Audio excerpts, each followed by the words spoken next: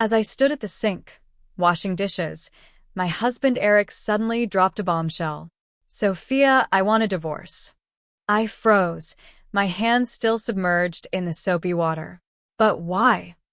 I stammered, completely caught off guard by his blunt statement. "You see, I'm about to come into $6 million, he continued, as if this was just some casual conversation. "That's a lot of money, and I don't want to share it with you." I stared at him, trying to process his words. "What does that have to do with a divorce?" Eric sighed, leaning against the counter. "The truth is, I only stayed with you for the money. Your salary isn't much, but it was something. I've tolerated this marriage because it paid some bills, but once I get that money, I don't need you anymore. I want to live my life stress-free, and that means being alone. So let's just end this." His words hit me like a ton of bricks, but I knew right then and there that this was my chance to break free from the exhausting life I had been leading. "Fine," I replied, my voice steady despite the storm brewing inside me. "If you're going to have that much money, sell the house. It'll pay off the mortgage and we can both move on." Eric looked a bit taken aback by how easily I agreed. Maybe he expected a fight or tears. But I wasn't going to give him the satisfaction. Instead, I walked over to the living room, grabbed some papers, and slammed them onto the table. This was my opportunity to say goodbye to the man who had drained me emotionally for far too long. "My name is Sophia. I'm a preschool teacher who loves kids, and I met Eric through a mutual friend. He's 2 years older than me, and for the first few years, we were happy. We bought a house, talked about having children, and for a while, it felt like life was going in the right direction. But then everything changed after we got married. Eric's personality took a drastic turn. He became obsessed with money, and that obsession seemed to cloud every conversation we had. Before we got married, he used to tell me how admirable my job was, how he respected the work I did. But those compliments faded away quickly. "All you do is play with kids all day, Sophia," Eric would say, his voice dripping with disdain. "I'm out here busting my butt while you've got it easy." His hurtful comments became a regular part of our conversations. He started to call me a freeloader, even though I worked just as hard in my own way. Being a daycare teacher is no walk in the park. Every child is unique, and we're responsible for their safety and well-being. It's a huge responsibility, but Eric never saw it that way. No matter how much I tried to explain, he refused to understand, and his words stung deeply. We had been married for 8 years, and the reason we didn't have children was because of him. "If you've got time to think about babies," he'd say, "you should be working more. Don't even think about quitting your job just because you want a child. We have bills to pay, Sophia." Every time I brought up the idea of starting a family, he would shut me down so harshly that I eventually stopped mentioning it.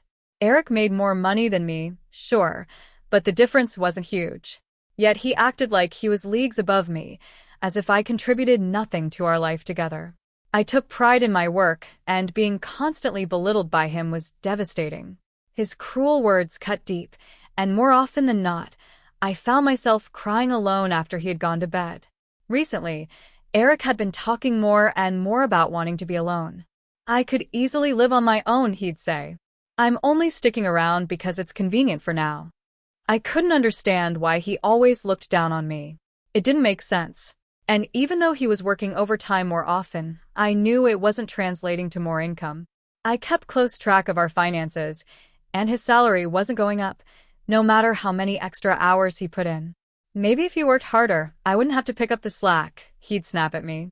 "You should be grateful for what I do." But I wasn't buying it. The numbers didn't lie, and his paycheck remained steady. When I pointed this out, he flew into a rage. "Do you know who's keeping this lifestyle afloat? I could leave you any time, Sophia. Don't forget that." His words felt like a threat, and I could feel the tension between us growing thicker with each passing day. He hadn't been like this before we got married, and I found myself wondering how things had gotten so bad. The final straw came during a visit to his parents for Thanksgiving. His mother, with her usual warmth, offered us tea and asked, "It's been 8 years since you two got married, right? Sophia, you used to say you wanted kids soon. Have you thought about it? You're not getting any younger." I was just about to speak when Eric cut in. "Mom, we're not having kids." Sophia and I already decided. I froze, stunned by his words. That wasn't true at all. What? I whispered. Yeah, Eric continued, ignoring my confusion. Sophia hates the idea of taking care of kids. She gets enough of that at work. Before I could correct him, his mom nodded and said, Well, if that's what you've both decided, then that's fine. In the car on the way home, I confronted him. Why would you lie like that? I've always wanted children. Eric just shrugged. We can't afford it, Sophia. You don't make enough money, so you don't get to have a say. I sat there in silence, completely crushed. At work, even the children could sense something was wrong. One of the little girls in my class, Emma, came up to me and asked, Miss Sophia, why do you look sad today? I'm sorry, I didn't mean to worry you. I'm fine, I said, giving Emma a gentle pat on her head. Emma was always a quiet, thoughtful child, mature beyond her years. She wasn't one to seek attention, but her kindness always shone through. I couldn't help but think that she must be raised in a loving environment. You're not fine, Miss Sophia, Emma said softly, her eyes full of concern. You're usually much happier. I don't like seeing you sad. I felt awful that a child as young as Emma was worried about me. I forced a smile, not wanting her to carry my burdens. It's sweet of you to care, Emma. But really, I'm okay. Emma wasn't convinced. Maybe my daddy can help you. He's a superhero. He helps a lot of people, and he's picking me up tomorrow. I'll tell him about your problem. Emma's enthusiasm made me chuckle, despite the heaviness in my heart. Her father didn't usually pick her up, her mother did most days, but Emma mentioned her dad was coming the next day because her mom was busy. She was determined to introduce me to him, and I couldn't refuse her, even though I felt uneasy about sharing my personal issues with a stranger. The next day arrived, and sure enough, Emma's father came to pick her up as she had promised. He was polite and well-spoken, just as I remembered from the school's entrance ceremony. Thank you for taking care of Emma, he said with a kind smile. She talks about you all the time and seems to really enjoy her time here. Oh, it's my pleasure. Emma is such a sweet, thoughtful girl, I replied, feeling a little awkward under the circumstances. I didn't feel comfortable discussing my problems with him, even though Emma had insisted. My situation wasn't something you could just casually bring up. Still, Emma was persistent. Daddy, Miss Sophia is worried about something. Can you help her? Her father glanced at me, sensing my hesitation. I understand if you're not ready to talk about it, he said gently. But if you ever need help, don't hesitate to reach out.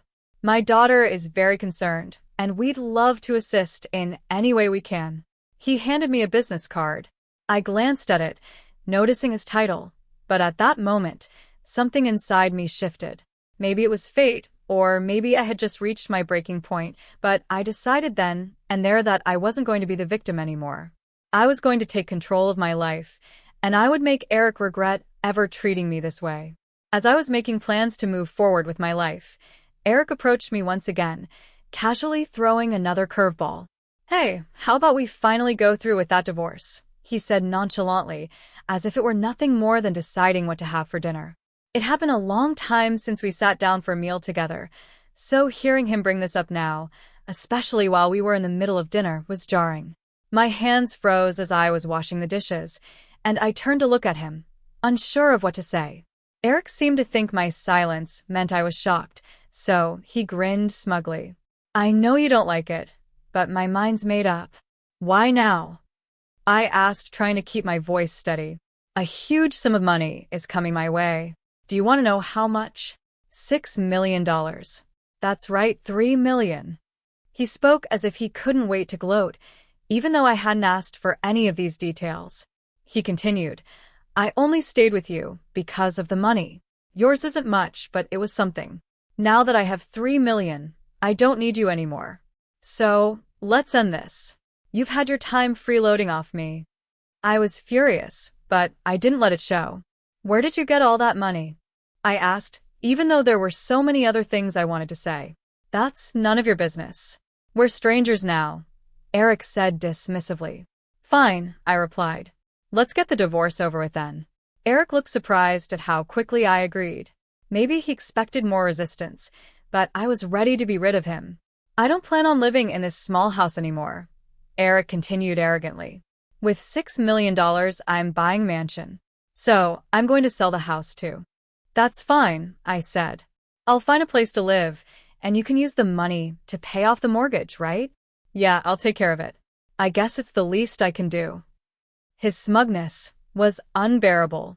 With that, I decided it was time to put my plan into action. I busied myself with packing, preparing for the new chapter in my life. When the divorce proceedings were nearly finalized, I arranged a meeting with Eric to discuss the final details. I'm leaving the mortgage payments to you, I said, sliding a document across the table. I don't want any confusion later, so I've drafted an agreement that outlines everything. Please sign it. Eric, still flipping through the papers, suddenly paused. Wait a minute. What's this about alimony? Why should I be paying you anything? If anything, you should be paying me. You're the one who doesn't work full-time. I stayed calm and laid out more documents in front of him. You thought you could hide everything from me, didn't you? You've been so naive, Eric. His face turned pale as he looked at the photos I placed in front of him. They showed him with another woman, walking arm in arm, laughing together. She's just a junior colleague, he stammered. This doesn't mean anything. Really? I asked, holding up another photo. This one showed Eric and the same woman entering a hotel together. Eric's eyes widened in panic, but he wasn't ready to give in. These are fake. Photos can be manipulated these days, you know? You can't fool me with this. I sighed deeply. I knew this would be his reaction, but I had prepared for this. This isn't just about pictures, Eric, I said calmly. I have more evidence than you can imagine. You're not walking away from this easily. Eric's confidence faltered as I revealed the full extent of what I had gathered against him. This was only the beginning. My quiet strength would soon become his downfall.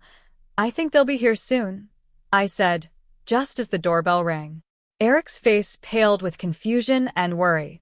He wasn't sure what was about to happen. I calmly went to the door and returned with 2 people in tow. Eric was in for a surprise. This is my attorney, I announced as I motioned them into the living room. These photos and documents were gathered by a private detective agency. There's no way they could be fake. But if you're having doubts, should I call them right now? I said it with such calmness that it rattled him.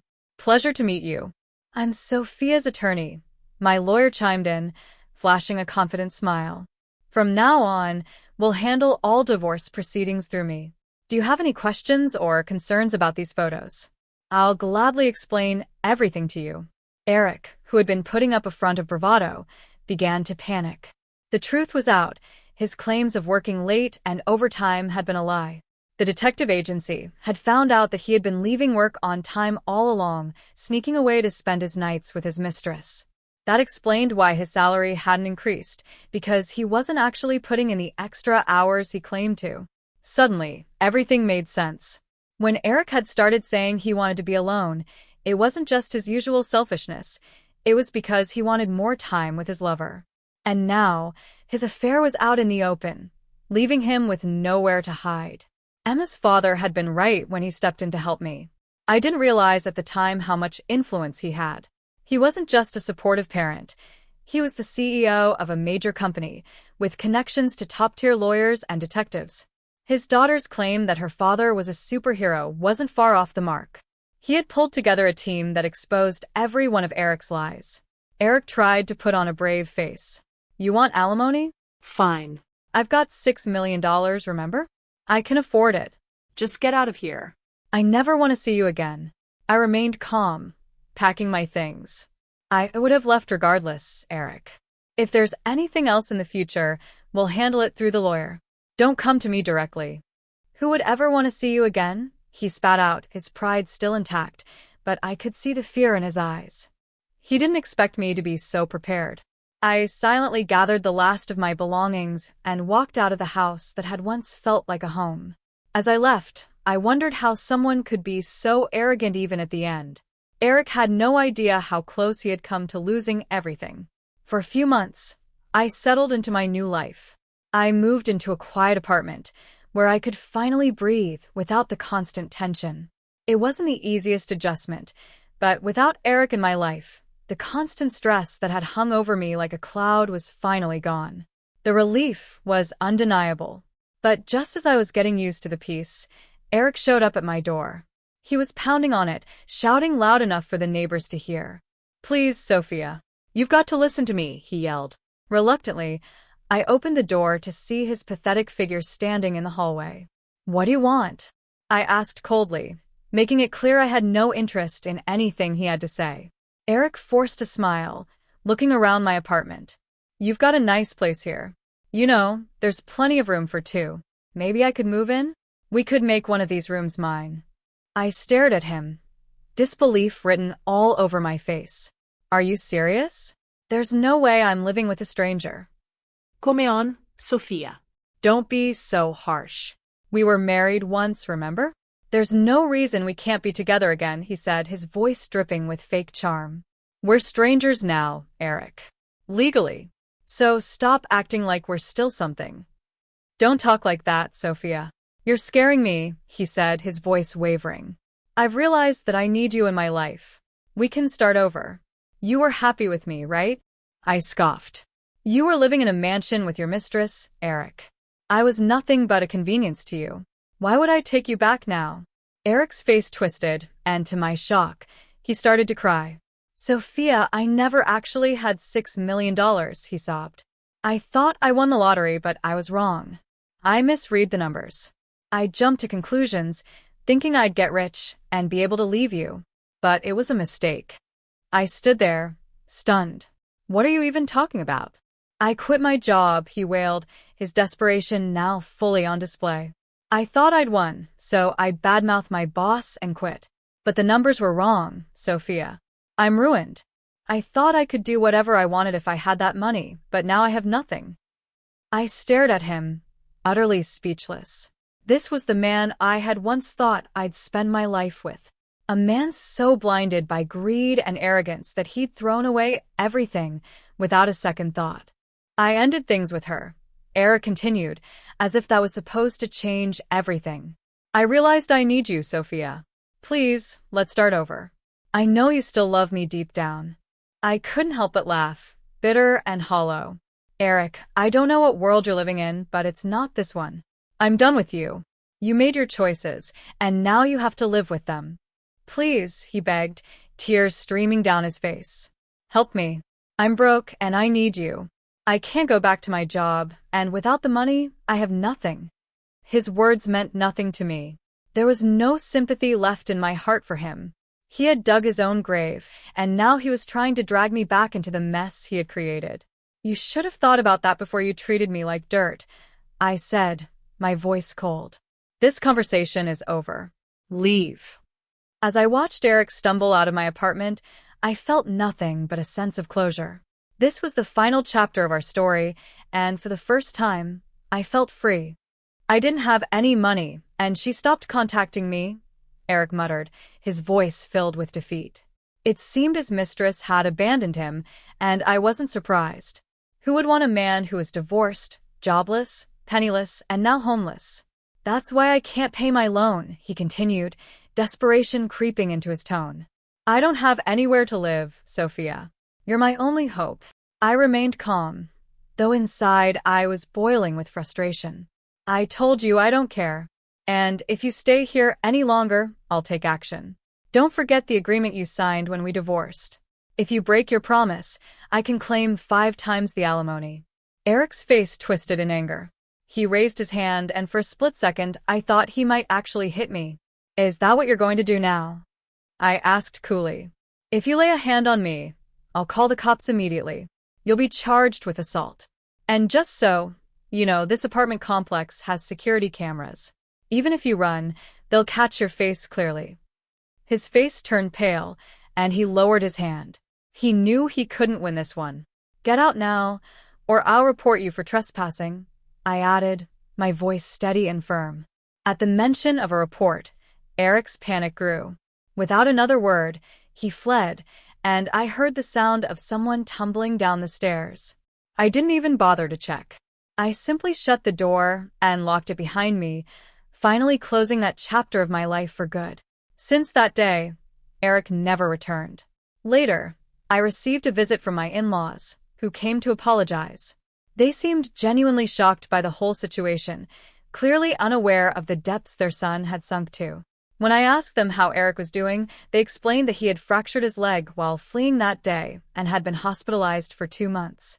The medical bills added up quickly, and with his mortgage and alimony payments hanging over his head, Eric was in a tough spot. He had tried begging his former boss to take him back and allow him to work from home, but it was too late. He'd burned that bridge when he quit in such a rude manner. His old employer had no interest in rehiring him. In the meantime, Eric's parents had to step in and cover his alimony payments, along with his mortgage. It was clear that Eric was going to have a difficult time ahead of him, but he had no one to blame but himself. Once my life had settled down, I decided to pay a visit to Emma's house. Her father had been instrumental in helping me turn my situation around, and I wanted to thank him personally. When I told him everything had been resolved, he smiled warmly. "I'm glad to hear that, Sophia," he said. "I've always wanted to meet you in person since Emma talks about you all the time. I didn't expect it to be under these circumstances, though. All I did was make a few calls," he added humbly. "I'm just happy everything worked out." Emma, standing nearby, beamed up at me. "I'm so happy to see Miss Sophia smiling again." Her innocence and kindness were truly heartwarming. In many ways, Emma had been the catalyst for this entire journey. Without her, I may have never met her father, and I might still be stuck in that toxic relationship. She really had changed my life, and I was overwhelmed with gratitude. As I stood there, I reflected on everything that had happened. My husband had looked down on me for being a preschool teacher, but it was because of my job and the people I met along the way that I had found the strength to reclaim my life. I realized how important it is to cherish every encounter and every person who comes into your life. Now, I loved my job more than ever. It wasn't just a job, it was part of who I was. And because of it, I was able to move forward. I felt stronger, more confident, and more determined to keep doing my best, both for myself and for the children like Emma, who looked up to me. The future felt bright again, and I knew that, no matter what challenges lay ahead, I was ready for them.